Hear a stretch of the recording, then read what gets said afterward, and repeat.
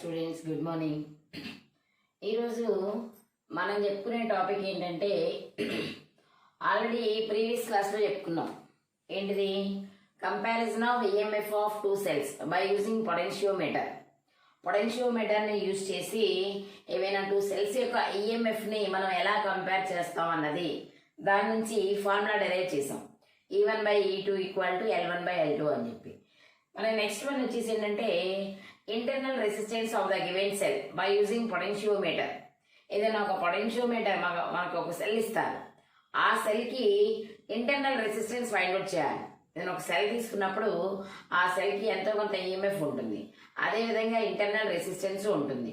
So ఆ internal రెసిస్టెన్స్ని potentiometer use చేసుకొని మనం ఇక్కడ ఫైండ్ అవుట్ చేయాలి. సో ఈరోజు మనం చెప్పుకునే టాపిక్ ఏంటి అంటే ఇంటర్నల్ రెసిస్టెన్స్. ఏంటమ్మా? Internal resistance of the given cell.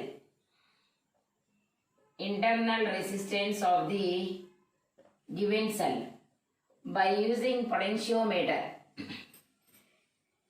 ఏదైనా ఒక సెల్ ఇచ్చినప్పుడు దానికి ఇంటర్నల్ రెసిస్టెన్స్ ఫైండ్ అవుట్ చేయాలి. దేని ద్వారా? పొటెన్షియోమీటర్ని యూజ్ చేసుకొని. అయితే మనం ప్రీవియస్ క్లాస్లో డిస్కస్ చేసాం principle of potentiometer. Principle of potentiometer ఏంటమ్మా? The potential difference of the wire. The potential difference of any part of the wire, any cross section of the wire is directly proportional to the length of that portion. Length of that portion. When constant current flows through the wire. When constant current flows through the wire. అంటే ఏంటి? ఏదైనా ఒక వైర్లో current constant గా pass అవుతూ ఉన్నప్పుడు ఆ wire యొక్క ఏ portion తీసుకున్నా కూడా, ఆ వైర్ దగ్గర ఏ పోర్షన్ తీసుకున్నా కూడా అక్కడ పొటెన్షియల్ డిఫరెన్స్ అనేది ఆ లెంత్ ఆఫ్ ది వైర్ కి డైరెక్ట్లీ ప్రపోర్షనల్ గా ఉంటుంది. అదేంటంటే మనకి principle of potentiometer. That means V proportional to L. V proportional to L. So ఈ ప్రిన్సిపల్ ని బేస్ చేసుకొని మనం ఇప్పుడు ఈరోజు ఏం డిరైవ్ చేయాలి? Internal resistance of the given cell. Internal resistance of the given cell. అయితే మనకి సర్క్యూట్ డయాగ్రామ్ వేయాలి. ఫస్ట్ సర్క్యూట్ డయాగ్రామ్ లో మనకి ఇక్కడ 2 సర్క్యూట్స్ ఉంటాయి. ఒకటి ప్రైమరీ సర్క్యూట్, సెకండ్ వన్ వచ్చేసి secondary circuit. First primary circuit తీసుకుందాం. సో ప్రైమరీ సర్క్యూట్ లో కనెక్షన్ ఎలా చేస్తాం, సెకండరీ సర్క్యూట్ లో కనెక్షన్ ఎలా చేస్తాం అన్నది ఒకసారి చూద్దాం. మనం ప్రైమరీ సర్క్యూట్ కి వచ్చేటప్పటికి ఫస్ట్ ఏం చేస్తామంటే ఒక బ్యాటరీ తీసుకోండి. Battery means cell. ఈ బ్యాటరీని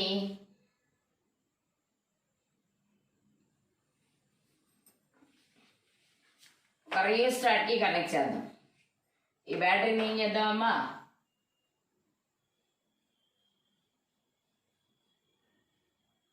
రియోస్టాట్ కి కనెక్ట్ చేద్దాం.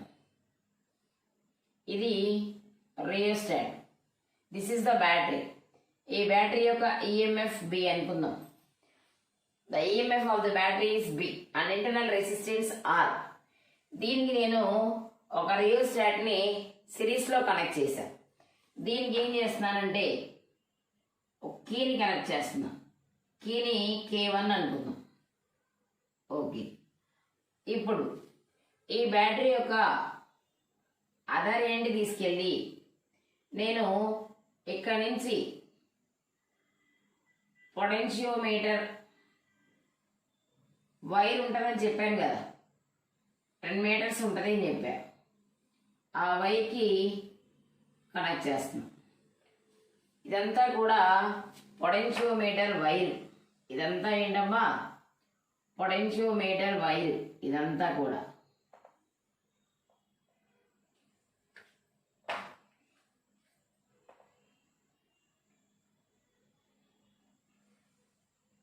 This point is A, this point is C. ఒకసారి చూడండి. మనం ఏం చేస్తామంటే పొటెన్షియోమీటర్ అంటే ఏంటంటే ఒక వుడెన్ బాక్స్ ఉంటుంది. ఆ వుడెన్ బాక్స్ మీద ఒక 10 మీటర్స్, 50 మీటర్స్, 100 మీటర్స్ వైర్ తీసుకుంటారు. దాన్ని ఈక్వల్ పార్ట్స్ కింద కట్ చేస్తారు. ఒకదానికొకటి ప్యారలల్ గా పెడతారనమాట. అయితే ఇక్కడ ఏం చేస్తున్నామంటే ఇదంతా కూడా పొటెన్షియోమీటర్ వైర్ అనమాట. ఈ వైర్కి 2 ఎండ్స్ ఉన్నాయి. ఏ అనేది ఒక ఎండ్, సి అనేది ఒక ఎండ్. నేను ఇప్పుడు ఏం చేస్తున్నానంటే ఇది ప్రైమరీ సర్క్యూట్ అంటాం. దీన్ని ఏమంటామమ్మా? Primary circuit. ఈ ప్రైమరీ సర్క్యూట్లో పొటెన్షియోమీటర్ వైర్ యొక్క ఒక ఎండ్ తీసుకెళ్ళి 2 ఎండ్స్ ఉన్నాయి కదా, ఫస్ట్ ఎండ్ ఏ, ఈ ఎండ్ తీసుకెళ్ళి బ్యాటరీ కనెక్ట్ చేస్తున్నాం.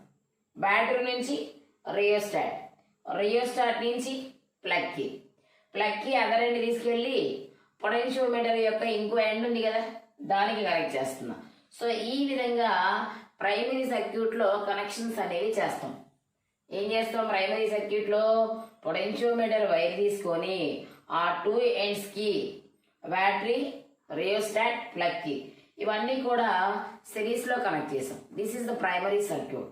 నెక్స్ట్ సెకండరీ సర్క్యూట్లో ఏం చేస్తామైతే మనం సెకండరీ సర్క్యూట్లో ఏ సెల్కి అయితే నువ్వు ఈఎంఎఫ్ ఫైండ్ అవుట్ చేయాలి ఆ సెల్ని కనెక్ట్ చేయాలి.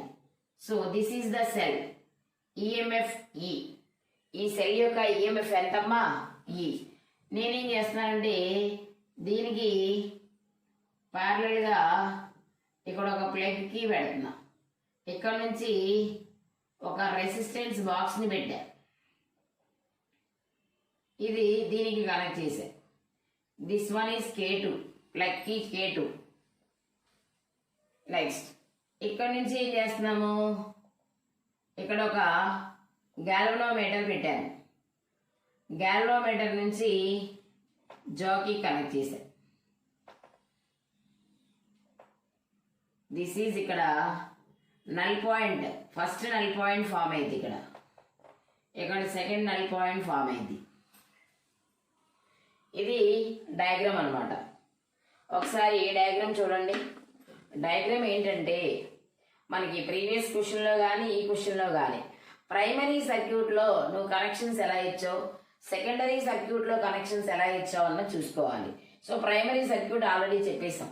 సెకండరీ సర్క్యూట్లో మనం ఏం చేస్తున్నాం అంటే ఏ సెల్కి అయితే నువ్వు ఈఎంఎఫ్ ఫైండ్ అవుట్ చేయాలో ఇంటర్నల్ రెసిస్టెన్స్, ఏ సెల్కి అయితే ఇంటర్నల్ రెసిస్టెన్స్ ఫైండ్ అవుట్ చేయాలో ఆ సెల్ని ఎక్కడి నుంచి కనెక్ట్ చేసావు? The end of the potentiometer wire. ఈ వైర్ యొక్క పొటెన్షియోమీటర్ ఎండ్ ఉంది కదా, మనం ఇక్కడ ఈ బ్యాటరీని కూడా కనెక్ట్ చేసాం. ఈ పాయింట్ దగ్గర ఆ సెల్ని కనెక్ట్ చేసాం. ఈ సెల్కి ప్యారల్గా ఏం కనెక్ట్ చేసావు? ప్లగ్కి K2, resistance box, resistance box నుంచి గ్యాల్వనోమీటర్, గ్యాల్వనోమీటర్ నుంచి జాకీ. ఏంటిదమ్మా అది? జాకీ. ఇది వచ్చేసి ప్రైమరీ సర్క్యూట్, సెకండరీ సర్క్యూట్లో కనెక్షన్స్ అన్నమాట. నెక్స్ట్ మనం ఇప్పుడు ఎక్స్పెరిమెంట్ చేయాలి. ప్రొసీజర్ అన్నమాట. ఏం చేయాలి? ఫస్ట్ ఏం చేయాలంటే ఒకసారి చూడండి. మనకి ఎప్పుడు ఆల్రెడీ ఇంతకుముందు చెప్పాను, సర్క్యూట్లో కరెంట్ పాస్ అవ్వాలి అంటే సర్క్యూట్ క్లోజ్ చేయాలి. సర్క్యూట్లో కరెంట్ పాస్ అవ్వాలంటే ఏం చేయాలి? సర్క్యూట్ క్లోజ్ చేయాలి. సో నేను ఇక్కడ ఏం చేస్తానంటే ప్లగ్కి K1ని క్లోజ్ చేశాను, ప్లగ్కి K1 ఏం చేశాను? క్లోజ్ చేశాను. K2ని ఏం చేస్తున్నాను?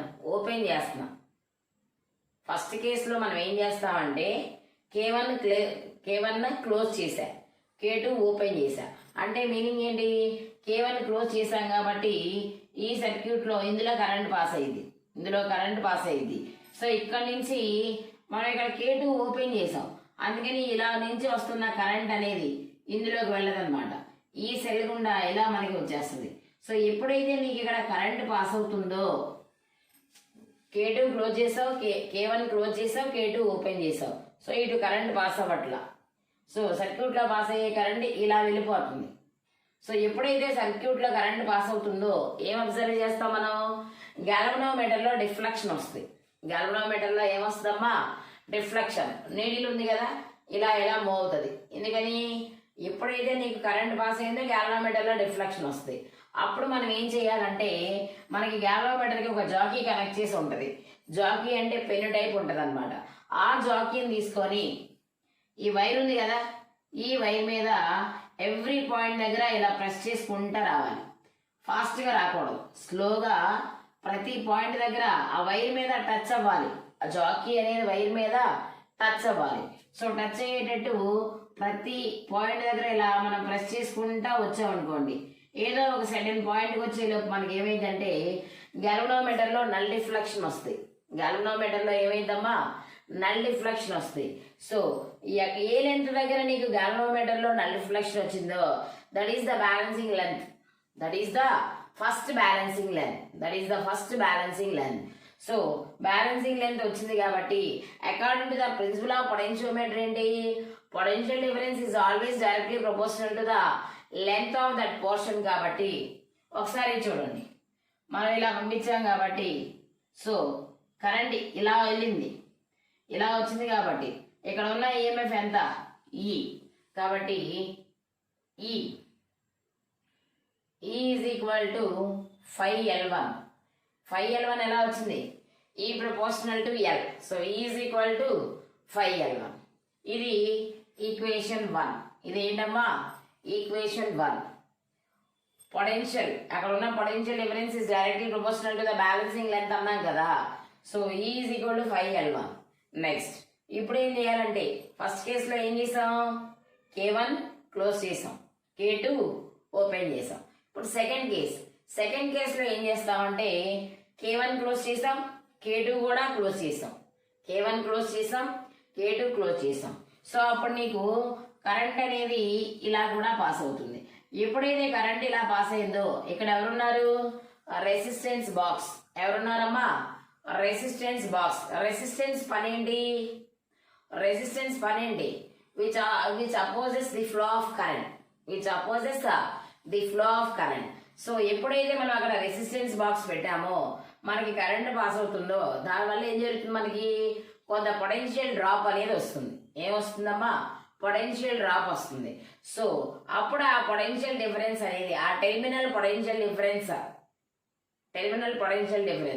ఎప్పుడైతే నీకు ఇక్కడ కరెంట్ పాస్ అయిందో మళ్ళీ సేమ్ ప్రొసీజర్ గ్యాల్వనోమీటర్లో డిఫ్లెక్షన్ వస్తుంది. మళ్ళీ మీరు జాకీ తీసుకొని ఇలా మూవ్ చేస్తూ వచ్చారనుకోండి దీని మీద, మళ్ళీ ఏదో ఒక సెకండ్ పాయింట్ దగ్గర నల్ డిఫ్లెక్షన్ వస్తుంది. దాన్ని బ్యాలెన్సింగ్ లెంత్ L2 అనాలి. Balancing length L2. సో ఇప్పుడు ఏం రాస్తామంటే అక్కడ రెసిస్టెన్స్ బాక్స్ ఉండడం వల్ల మనకి టెర్మినల్ పొటెన్షియల్ డిఫరెన్స్ వస్తుంది. సో ఆ terminal potential difference V is equal to 5L2 అని రాయాలి.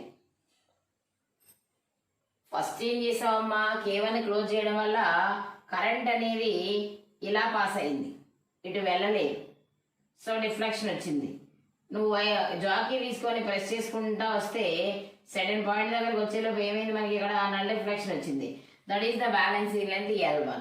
నెక్స్ట్ ఏం చేసాం K2 K1 రెండు క్లోజ్ చేసాం. సో అప్పుడు నీ కరెంటు ఇలా కూడా పాస్ అయింది. ఇక్కడ రెసిస్టెన్స్ బాక్స్ ఉండడం వల్ల కొంత టెర్మినల్ పొటెన్షియల్ డిఫరెన్స్ అనేది వస్తుంది. సో ఇక్కడ మళ్ళీ సేమ్ ప్రొసీజర్ గ్యాల్వనోమీటర్లో డిఫ్లెక్షన్ వస్తుంది. జాకీ నువ్వు ప్రెస్ చేసుకుంటా ఉంటే ఒక సెకండ్ లెంత్కి వచ్చేలోపు నీ గ్యాల్వనోమీటర్లో నల్ డిఫ్లెక్షన్ వస్తుంది. That is balancing length L2. So terminal potential difference V is equal to 5L2. So ఇప్పుడు ఏం చేద్దాం, ఈక్వేషన్ 1 బై ఈక్వేషన్ 2 చేయండి. సో అంటే ఏంటి, E by V is equal to 5L1 by 5L2. 5 cancel. So నీకేమొచ్చింది, E by V is equal to L1 by L2. E by V is equal to ఏమొచ్చింది L1 by L2. అయితే diagram అర్థమైంది కదా.